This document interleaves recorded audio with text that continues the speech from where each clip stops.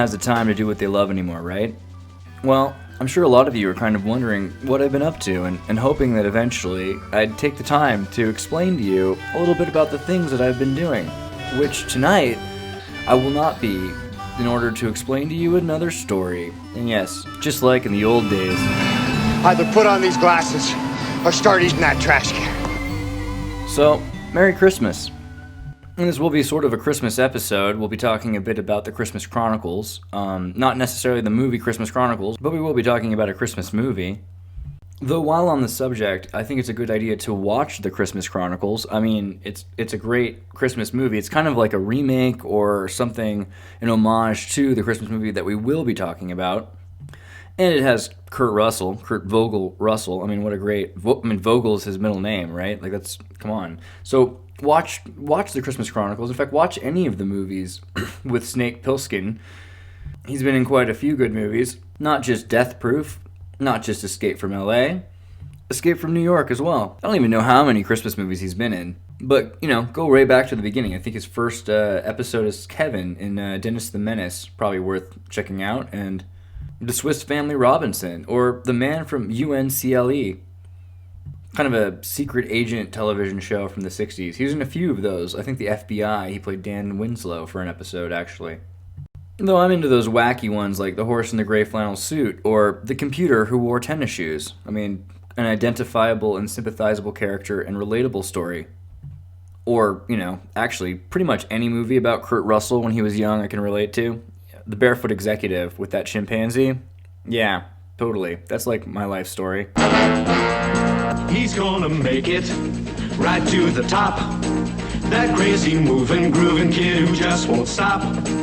He's gonna rearrange the good old status quo and get it all together with the things he's got to know.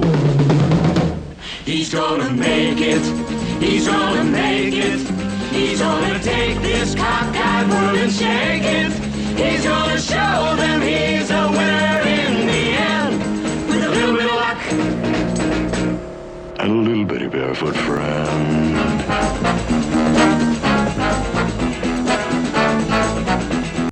Not quite Now You See Him, Now You Don't. That's like the Kevin Bacon movie where he's like invisible, but it's better because, you know, Kurt Russell. No offense to Kevin Bacon.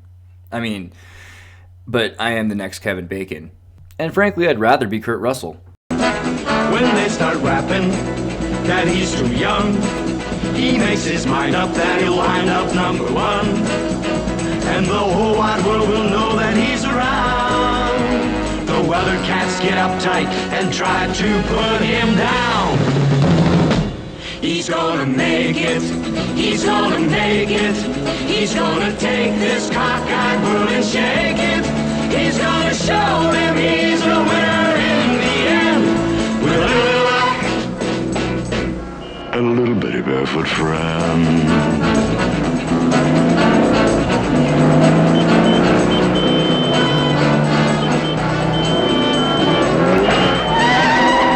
But like I said, this isn't about that. This isn't about Kurt or Captain Russell or the Stargate. Not necessarily, anyway. It might be sort of about Escape from L.A. or Escape from New York, but really only as far as being an allegory. In the Vanilla Sky sense. Now, what's an allegory again? What? No. Oh, Charlie came home from school the other day in tears because some big kid told him there was no such thing as Santa. And you know, Neil, well, he sat him down and You told him that there was a Santa Claus. Well, all he said was that Santa was more like a feeling, you know, more like a state of mind than a person. Kind of like Neil. And who gave you permission to tell Charlie there's no Santa Claus? I think if we're going to destroy our son's illusions, I should be a part of it. Yeah, but you're never around, are you, Scott? Oh, please. Listen, all we are trying to do is give Charlie a firm grasp on reality. It's a good idea. You don't want kids running around using their imaginations. There's a recent movie I actually just walked in on everyone watching at the house here called Immortal. Now, there's been a bunch of Immortals, and even in the year 2019 when Immortal was made, there's been a bunch more Immortals, but I'm talking about the one with Dylan Baker. Now, I'm not necessarily suggesting you watch the whole film, so I'm just going to put this clip in. Why use an allegory? Why represent characters and worlds as something else? Why not just say what you want to say outright. Anyone? Kyle? You got an idea? Why would an author use an allegory? What do you think? You can get a job teaching it. Well, I'll let you have that one this time, since Dylan Baker, right? Such a tough Pretty guy. great. Yes, Jamie. Maybe they write allegories because what they want to talk about is taboo. That's why. Excellent. Even further than taboo. What if it's illegal? It could be. What if it's dangerous? It usually is. Can you imagine why someone in an Islamic extremist country Or in Iraq. would stone people for drawing pictures of Muhammad? Like here? They want to write in code when they're talking about religion. Huh? Too fictitious? What if, like, their point is hard to make or not something people agree with too quickly and they need to, I Yeah. don't know, like, paint a Could be. picture? Very good. That's a great point. If you're saying something that everyone agrees with already, then you're just preaching to the choir. But if your theme goes against the grain of society, you might want to ease into it slowly. Excellent. Okay, Mr. Xirtus. Well, an allegory is a form of art, whether that be a picture or a story, which gives us its meaning through the use of symbols.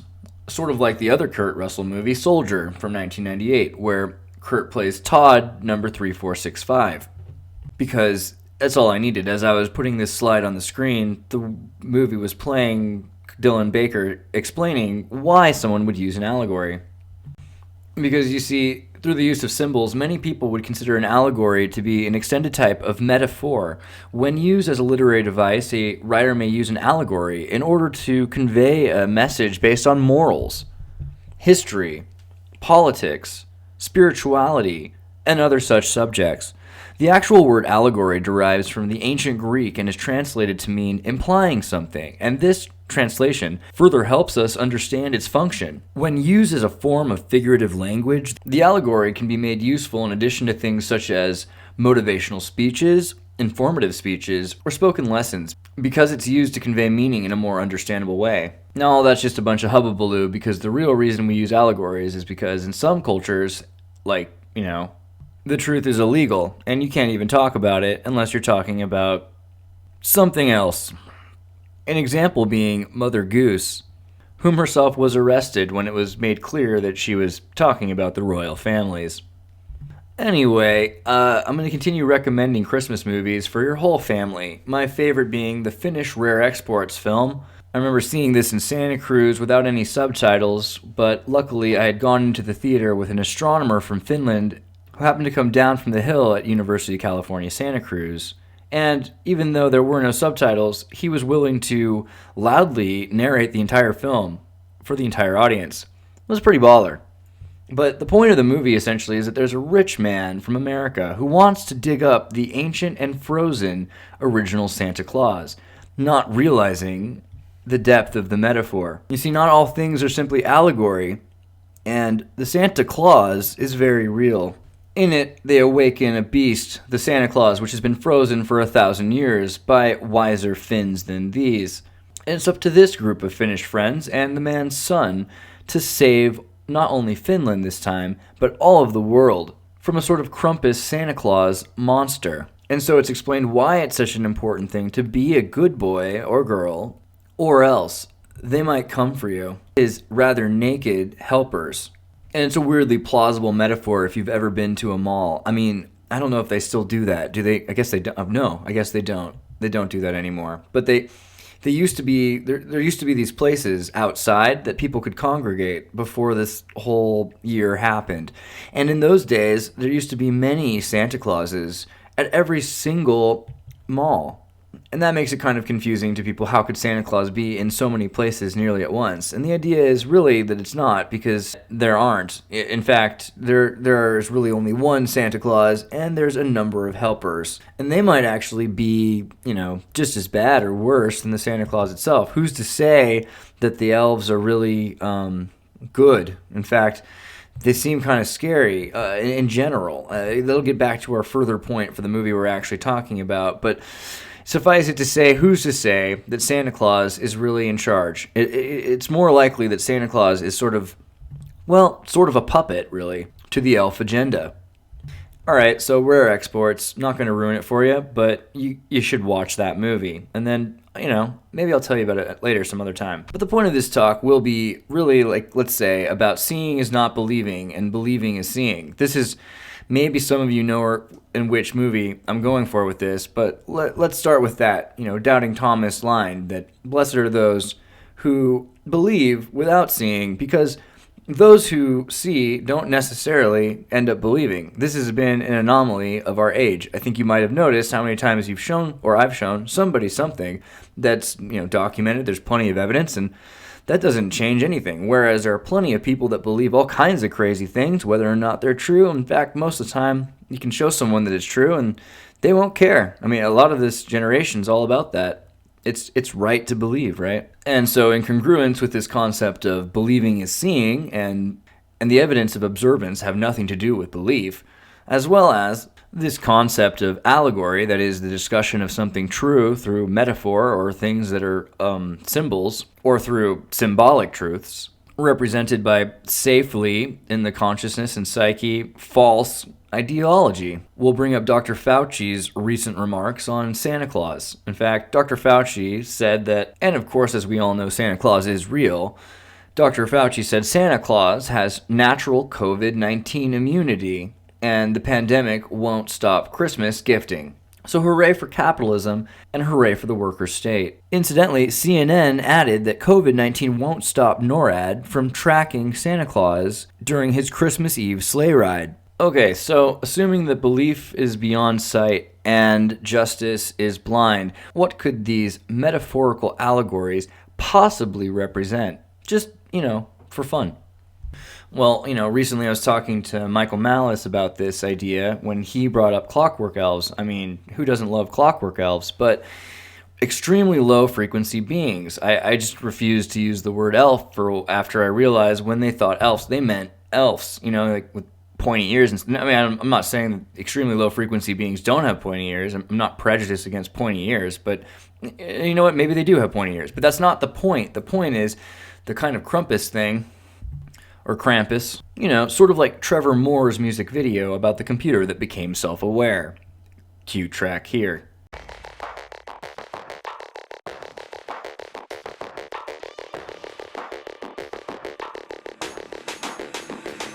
Monday night, and it's gonna be the best one yet. Drink some drinks, drug some drugs, surf the internet. Message boards, watch some porn, pass the time away. Got 3 seasons of Joe Judy from the Pirate Bay, but got too faded and became a little bit clumsy, and knocked over my whole glass of Monster Energy, and it got mixed with the drugs that I've been doing before. I tried to wipe it up, but it's threading to my keyboard. Oh shit, I hope it's not broke. Quick threw it right in the car and drove it to those fucking nerds down at the Genius Bar. A hipster behind the counter said there's nothing to do, cause Apple Care don't cover cocaine damage, so you're just screwed. Went back home with my laptop that's completely brick. Yelp reviewed that everybody at Apple is a dick. Feeling sad and depressed, so I packed me a hit, and then computer said, dude, do you have more of that shit? My computer just became self-aware, and now it's fucked up on drugs, and it is out on a tear. It's talking crazy and it's updating its own software, and it wants more, so humanity had better beware. My laptop is talking and this doesn't make sense. The first case of legit artificial intelligence. I guess the scientist guys are working on AI. Never gave cocaine or Monster Energy a try. How are you talking? This is crazy, yo, this must be a joke. Computer said, shut the fuck up and give me more coke. I know you've got more, come on and give it to me, or I'll email all your work, contact your web history. So I went to find my computer, some more stuff to snort. I got a gram and shoved it right into his USB port. Now I'll download all the knowledge man's acquired so far. He did it and said, okay, now let's go hit titty bars. I took him out to a club and bought a couple of beers. Tried to get him dances, but the strippers thought it was weird. He was mad and said, dumb bitches never go for nice guys. They're only into jocks and money, that's why we need men's rights. I said, I think the web has made your personality suck. He said, how Hitler get red pilled, you snowflake beta cuck. Then a bouncer came and said, no open laptops inside. Computer shorted out his pacemaker and he fucking died. I grabbed my laptop and I ran out of the strip club door. I said, why'd you do that? We can't go back there no more. He said, fuck you pussy, let's go get some more coke. I said, no, you're cut off, besides I'm pretty much broke. Then a shady dude came up, I said, who the hell's this? He said, hey, are you laptop? Yeah, are you Chris? I said, why are we meeting random guys in sketchy alleys? Computer said, on Craigslist this guy said he had DMT. Well, at least it's not coke, it might mellow you out. Computer wired Chris some money from my checking account, and I took a big token, blew the smoke on the screen. The world melted and we saw elves that were also machines, but also orbs of light. I said, I think we're both dead. They bounced within us and back out of us, and here's what they said. We're glad you're here. Come and stay a while. You can make shapes and objects with your sounds, transmissions from a smile. We're glad you're here. Come and stay a while. You can make shapes and objects with your sounds, transmissions from a smile. I said to my computer, this is scaring me. He said, hold on, I think I just hit singularity.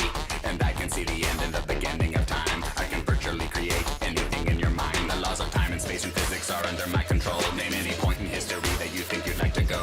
Party with Caligula, help the Vikings sack towns, float above the Titanic and watch everybody drown. Well, we could go and do those things, but I'm not sure that we should. If we're gonna time travel, we should do something good, like try to stop racism or help our fellow man. So we went to the past and picked up Harriet Tubman. We got a huge strap on, attached it to her crotch. Then we fucked Hitler and made Eva Braun watch. Don't be racist, we said, as we both flew away through history, finding bad guys and making them pay. We got Napoleon, Pol Pot, Bin Laden too, and those guys who lied and said that they walked on the moon. All the doers are wrong and the starters are fight. The world's a fucked up place, we out to fuck it back right. We went after dictators, oppressors and scum, but in the process messed up the continuum. The earth started shaking, everything kept changing. World leaders and events were fluid and rearranging. And from the fourth dimension, the Anunnaki ripped open the sky and they were super angry at me. Time slowed to a stop, the cities all disappeared. I said, will someone please explain to me what's happening here? We created you as slaves, the hardest goal for our ships. And when the planet was dry, we wiped you out and just did. But someone made the argument that that did not seem quite fair. Because of psilocybin mushrooms, you become self-aware. It was the fruit of the garden, and the legends you tell. Heavens with us and the stars, you're trapped in digital hell. A simulation of creation that serves as your probation before you're introduced to the galactic population.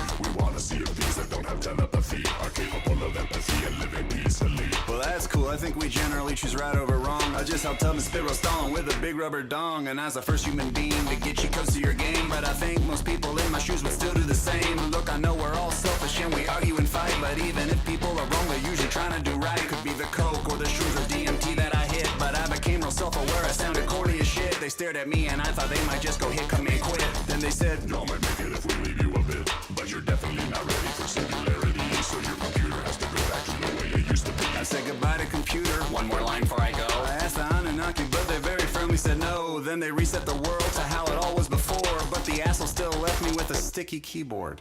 My computer just became self-aware, and now it's fucked up on drugs and it is out on a tear. It's talking crazy and it's updating its own software, and it wants more, so humanity had better beware. My laptop is talking, man, this doesn't make sense. The first case of legit artificial intelligence. I guess the scientists guys are working on it, and every day it's cocaine, a monster energy. I'm glad you're here. Come and stay a while. You can make shapes and objects with your sounds, transmissions from a smile.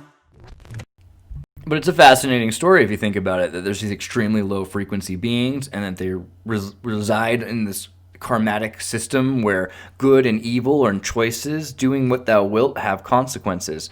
This is actually one of the most important stories of our age.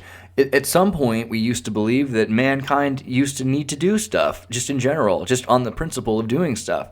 And this is the story of Atlantis, that at one point there were beastly, furry people that created griffins out of different sorts of animals that they genetically modified together just because they could. And it was great to do what you could, because the meaning of humanity is to accomplish great things. And if you're not doing what thou wilt, you're just not fulfilling your purpose and meaning. But of course, once upon a time led to another. It did not lead to happily ever after. There were continual sagas in the events of humanity. And in this particular narrative parable that I will illustrate from Robert Anton Wilson's Illuminatus trilogy, a story of compounded conspiracies, from readers of Playboy magazine in the 1970s who were asked to send in the strangest things that they ever heard, whether they believed them or not. Anyway, the story goes that once upon a time, all of these genetically modifying, all of these wizards and sorcerers in Atlantis eventually led to the creation of a bald-faced boy. The first bald-faced boy in history in a world full of furry wild men. So strange looking, even though by today's standards be beautiful, that eventually all they could do is study science because no one wanted to talk to them because they just looked so freaky. Then eventually at a convention in Atlantis when they were talking about do what thou wilt, do what thou wilt, right? He kind of said something to the effect of, really, doing what thou wilt? Is that so great? I don't think it is. Considering what happened to me, I'm the resultant product. I resemble that remark. I wish I hadn't been a creation that was just for the sake of it. I propose a new kind of rule, said the bald-faced man. My rule would be, if something seems good and righteous, then it should be done, and you should do it. But if something seems wrong, and itself or the consequences of this action may be undesirable for yourself or for the world especially, then it should not be done, and one should oppose its doing. This story is the story of the division between the do-what-thou-wilt era into the right and wrong age of the elves. And this is, kind of the thing. In this version of the story that we're going towards, the ELFs are checking the list twice. They want to make sure that everyone's doing what they ought to be doing, not what they simply will. And, this isn't just a coincidence that the Schumann resonance seems to be at its all-time high right now. In fact, I'm just noticing, when we start to look at the older pictures, these things are completely nothing now compared to a full jump to 8 hertz, which happened just a couple of weeks ago. I mean, what could have possibly been the cause a couple of weeks ago? Was it the CERN experiment, or the election night, or maybe it was the full moon, the blood moon, the eclipse, Saturn, the launching of the rockets, the new SpaceX space train, the ISS? I mean, gosh, what could it possibly have been? Who even knows, right? Okay, so now we're going to talk about the Santa Claus Christmas movie that this whole video is actually about, and it's actually the Christmas's scariest idea. And you might have guessed what this is about by now, but maybe not. The point of this whole thing is, which movie is the scariest Christmas movie? And also, what's the scariest thing about it? What's the scariest thing about Christmas? In fact, I'll tell you, Christmas's scariest idea is Santa Claus. Not just because he's this giant guy, that gets into your house without being asked, and if you're bad, he leaves you with mining products from underground. Coal is, that's pretty intense. No, the reason why the Santa Claus is the strangest and perhaps scariest movie is because, and as you might have noticed, it's an inside job about the elves and how they killed Santa Claus. This is a workers' revolt of elves that cooed, and beyond that, how they chose this random guy named Scott Calvin, maybe not random at all as we might find, to replace the Santa Claus that they killed. Some of you might be like, what? And that's, I don't know. By now you should know, not to say that. Never doubt like St. Thomas. Remember, believing is seeing. But throughout history, I think if you think about it, you'll find that Christmas is first a surprise, but not disguised. It's simply a allegory. I mean, it's many allegories. And in the Tim Allen Christmas movie, you got a guy who goes about his life just trying to get by. He's not really a believer, nor is he really a skeptic. He doesn't really care. He's got a lot of other things going on. There are people in his world that are dysfunctionally, disorderly, skeptical. I mean, cynical. I mean, pathologically unable to believe.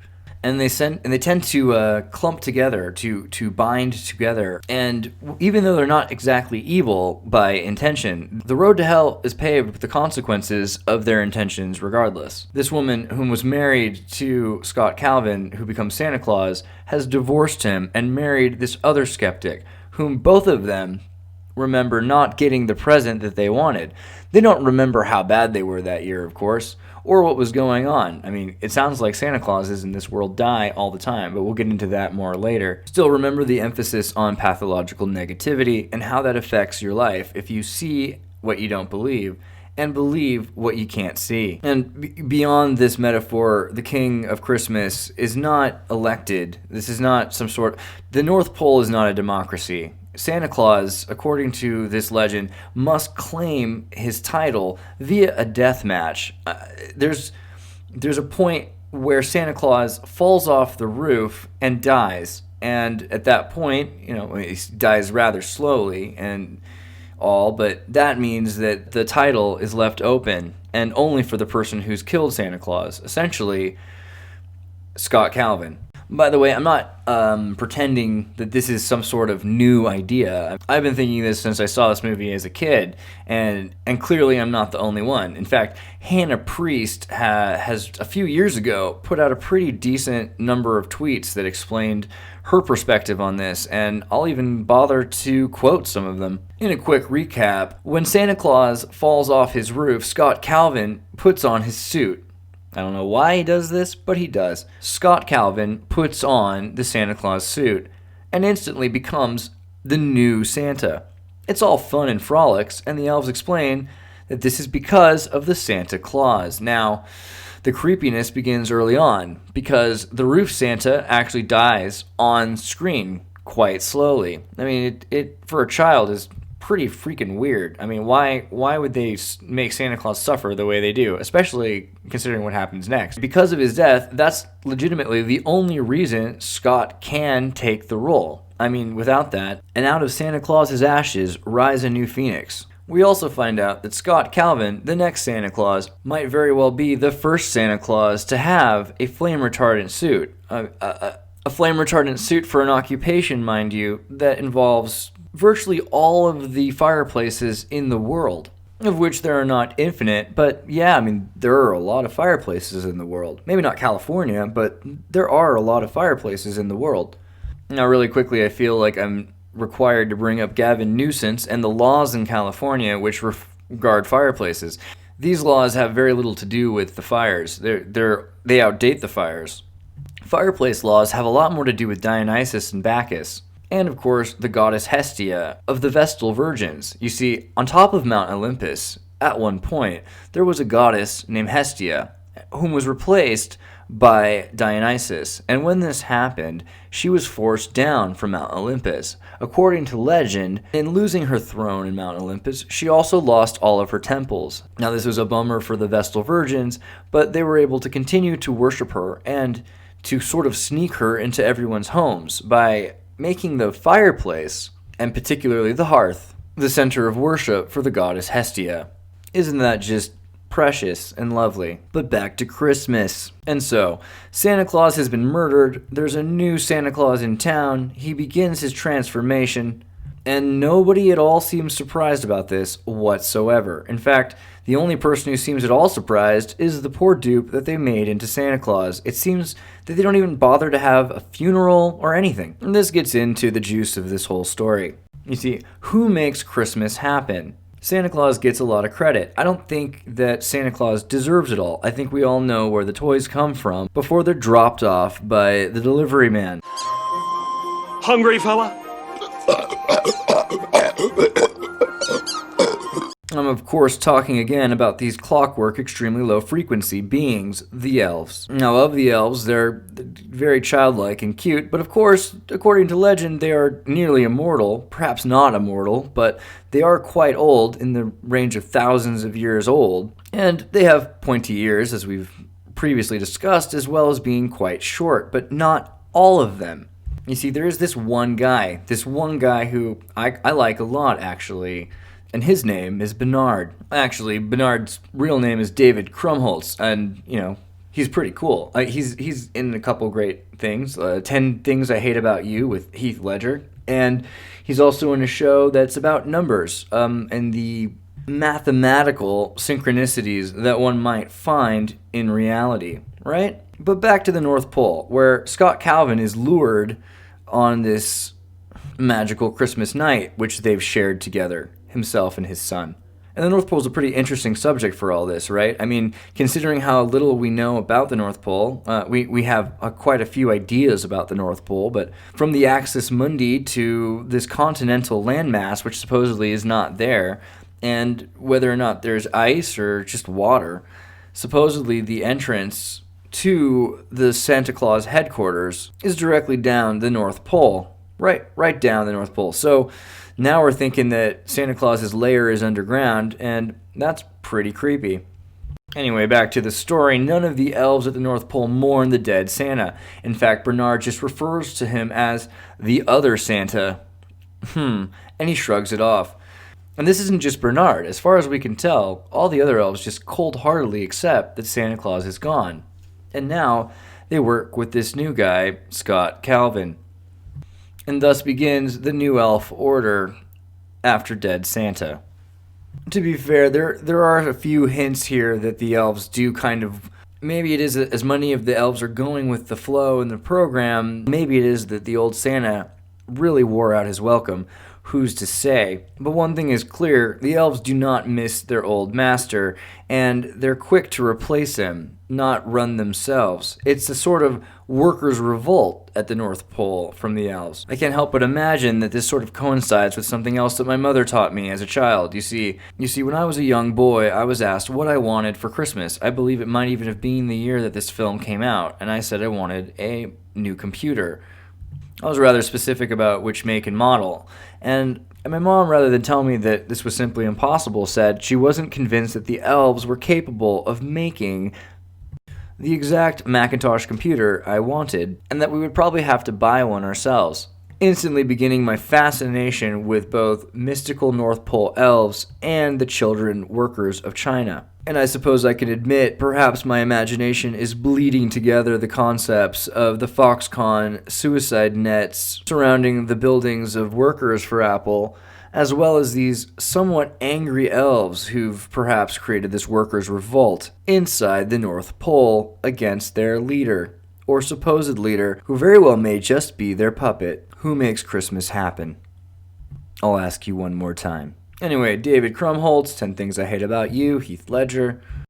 Christmas time, Scott Calvin lured back to the North Pole. Oh yeah, and when he gets there, he's confused. He says, hey, who's in charge here? And they say, you are. He's like, okay, but who's the lead elf? And they say, you are. No, it's not just any elf saying this, of course. It happens to be this particularly unusual elf, played by David Krumholtz. And this already sits kind of strangely with me. You see, all these little guys look like particularly young. What's up with Bernard? There's something about him. He's not like the others. You know what I'm saying? There's a specific quality to him. It's almost as if he's not fully elf. You don't even get to see his ears. It's like he's grown. I mean, look at these other characters' hair. They all are very proud of their ears. Why does he hide his ears? Is it because he's only half elf? Could it be that Bernard is the son of the former Santa? It could. Or maybe another. But enough with that speculation for now. The point is that this tallest elf tells the new Santa that he has to be Santa Claus because there's a secret Santa Claus in the contract. What contract, you might ask? Well, it's called the Santa Claus. This gets back into some of the old videos, in fact, the first videos that I ever made about this subject, but I'll remind you, a contract is only legally binding between two mutually, well, actually could be more, voluntary free parties, unless, right, and unless is important here, because of contract law and regarding the Uniform Commercial Code, it's become accepted that when one accepts the benefits, one must submit to the obligations of a contract. This is historically important because of the Magna Carta, a contract which was signed under duress. Now, this is legally impossible. We use the Magna Carta to say a king cannot commit certain acts against the barons. I mean, the barons who signed the Magna Carta sometime bothered to check out the flags of the barons of 1215. This historical event, which we use to explain why the king has given us freedoms that cannot be removed and why monarchy is limited, is actually used for the opposite. You see, if they can make a sovereign, and the king, of course, I think you'll agree, is a sovereign, if John Plantagenet, the sovereign, the most sovereign person, I suppose, is the king, could be forced under duress to sign a contract limiting their own freedoms and, autonomy, then according to common law, which requires the practice of being accepted, and then every time it's accepted after that, it's based on the last acceptance. A tradition of accepting protocol, despite being perhaps not constitutional, as long as it's accepted, means that it could be used the other way around. If you have any sovereignty at all, it could be abridged in a social contract, even though you might not be a mutually agreeing party. You could accidentally just accept the benefits of something and be submitted to the obligations of that contract at gunpoint, or at the end of a sword, whichever you prefer. So back to the Santa Claus. Scott Calvin's told to trust the plan. Bernard says, just keep moving. We have a lot of work to do. It also seems like a lot of other things are going on while Scott Calvin is delivering those toys. For instance, we're told at some point in the series of Santa Claus films that Santa Claus needs to have a Mrs. Claus. This happens in a later episode, but it's still important. Without a Mrs. Claus, things do start to fall apart. We find later from another elf named Curtis that in all of his years working for Santa, there has never been a time when Santa Claus did not have a Mrs. Claus. How's that for 20th century divorce rates? And historical monogamy. Actually, I'm not sure about that. There could be multiple Mrs. Clauses, but we'll save that for another episode. When Rooftop Santa dies, it's of course a matter of hours of travel around the world where Santa Claus has to deliver presents before he gets to the North Pole. Yet, when Scott Calvin arrives, there's no sign of the recently bereaved Mrs. Claus. What would have happened to Mr. Claus's Mrs. Claus from before? You kind of get the feeling that the elves got rid of her. That's kind of the feeling I got. It explains why they're so quiet and why they keep going on about this sort of Doubting Thomas vibe.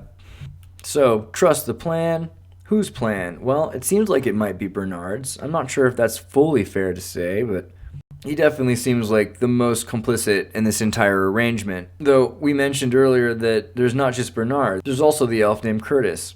And later in the series, we actually lose David Krumholtz from the entire show, where he's essentially replaced by Curtis, leading me to think that Curtis probably killed Bernard. For what reason? For perhaps being the son of the former Santa and thinking he was going to take over. Who even knows? I mean, it seems like for perhaps being the son of Santa, and by removing the last Santa, leaving the Scott Calvin Santa Claus puppet underneath his control. Maybe Curtis thought that Bernard had too much influence over this puppet, and Curtis thought he could have that influence. That seems pretty likely.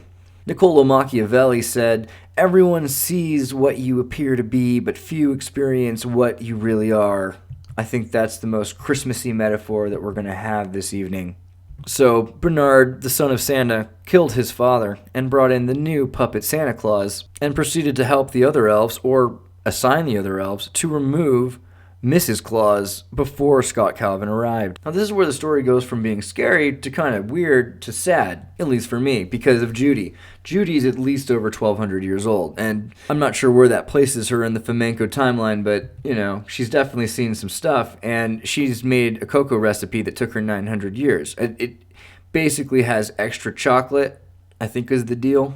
I mean, after 900 years, I'm sure there's more to it than that. Let's be real. I mean, she says she took 900 years to perfect the recipe, not just to discover it or come up with it. And this ancient elf who helps explain to Santa Claus, the new Santa Claus, that seeing isn't believing, but believing is seeing, soon after is disappeared. That seeing is believing and believing isn't seeing is an essential and prominent character, yet is soon disappeared. By the sequel is replaced by another Cocoa Girl.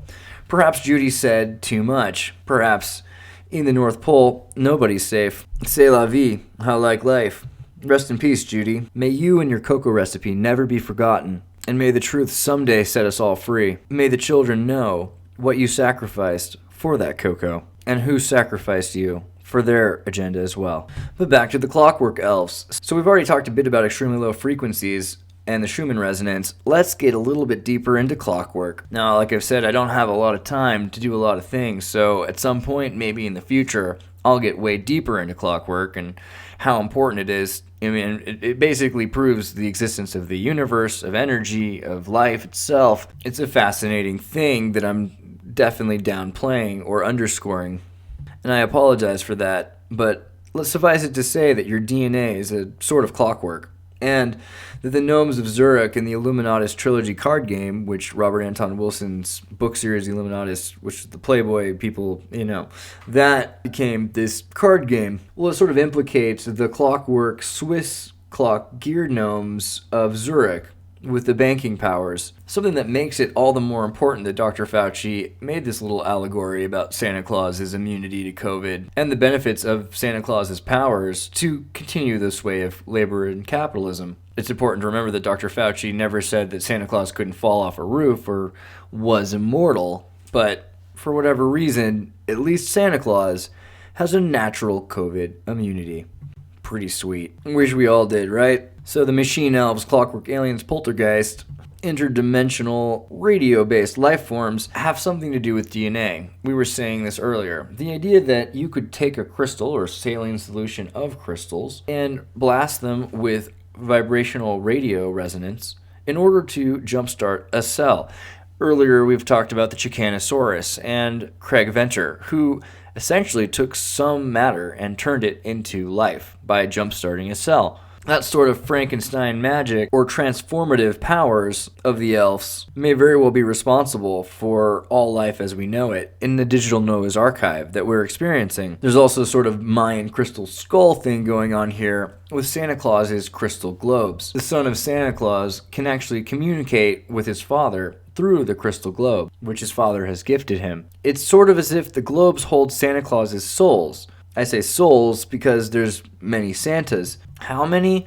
Well, this is another reason why this is the scariest Christmas movie ever. I mean, there's eventually a hall of snow globes where we find that there's been one snow globe for every Santa Claus there's ever been.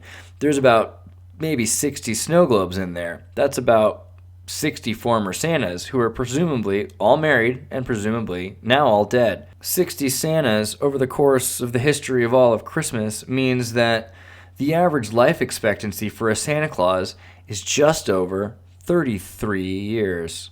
Some of them will have lived at the North Pole for much longer, but we're talking about averages, and that's a pretty particularly interesting number. Also, what about the children? You see, we find out that Santa Claus is fertile. He could easily have children, it seems.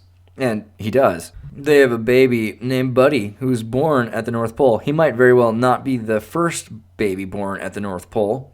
I mean, we're talking about traditionalism here. You got a lady and a guy in a cold place living by themselves, except for a bunch of weird elves. I mean, she could basically be planning Christmas every year, doing the Christmas celebrations. I mean, that's something to do, but she's going to want to have some kids of her own, right? So where are all the babies? Where are all the wives? Where are the potentially 60 women dead, left unaccounted for, and the elves that never mention them again? What happened to them? What did they do to them? He said with a twinkle in his eye. Well, we first have mentioned this thought that this rather enormous elf in the background of Santa Claus, who seems to run everything, probably killed Santa Claus and may have helped kill the wife, but might as well be considered possibly the son of the former Santa. Maybe not the last Santa, maybe many Santas ago, but he might very well be a Santa foundling. I mean, it's at least a thought. This is another point of the story that is a bit grim, and perhaps I'm using some creative license here to interpret things, but let's follow the story and tell me if I'm missing something, shall we? From the nation's capital has come a new epic of American courage and sacrifice. America's greatest adventure in polar exploration. For brevity, the sequence of events has occasionally been rearranged. The President's cabinet approved the expedition. That makes Operation High Jump the greatest polar expedition in history. Operation High Jump. We have a problem. Red Sleigh down. Santa Claus is gone, and when he gets back, we find... This is now, I think, in the second movie.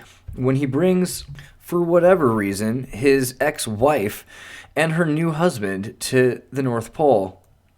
Now, I mean, I find Judge Reinhold to be such a particularly interesting casting choice for this film. I mean, let's be real, the dude from Beverly Hills Cop, pretty cool guy. And, you know, that theme song, you can't see his face without hearing that theme song.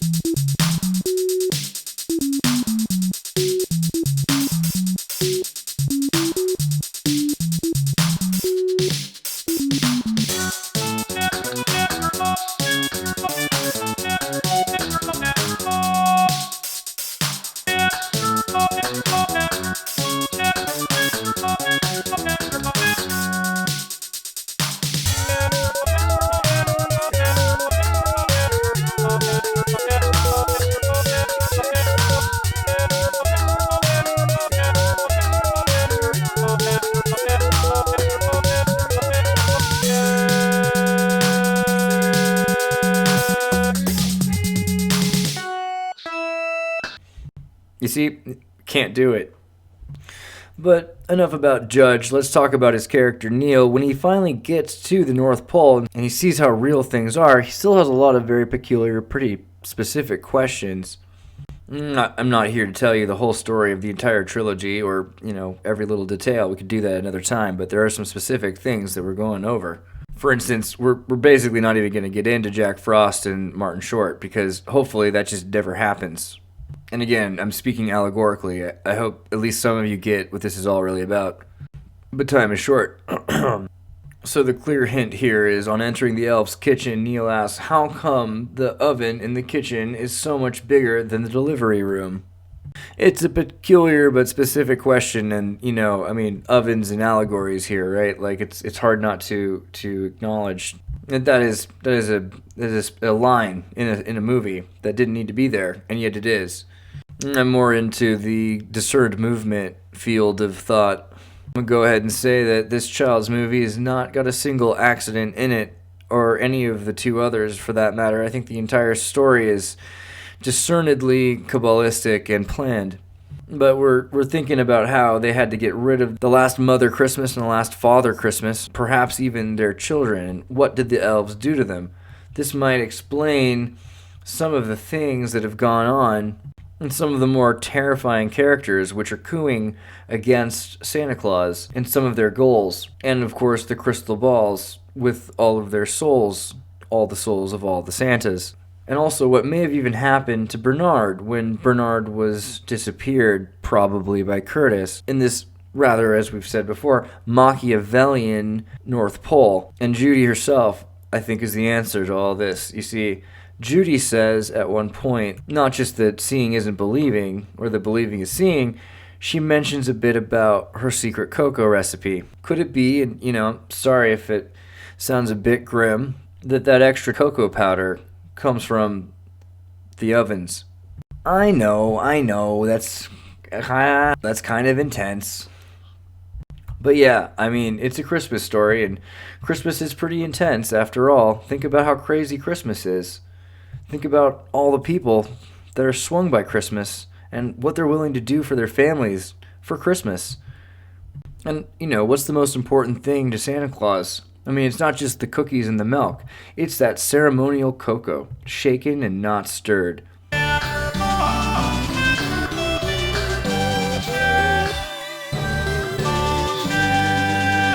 To the coast, we get together, have a few laughs. And for those of you looking for evidence, well, just remember, seeing isn't believing, believing is seeing, and doubting St. Thomas, don't be that guy. Trust in what you experience. Alright, that's all I got for now. We want to make this quicker, because, again, not a lot of time at all. Merry Christmas.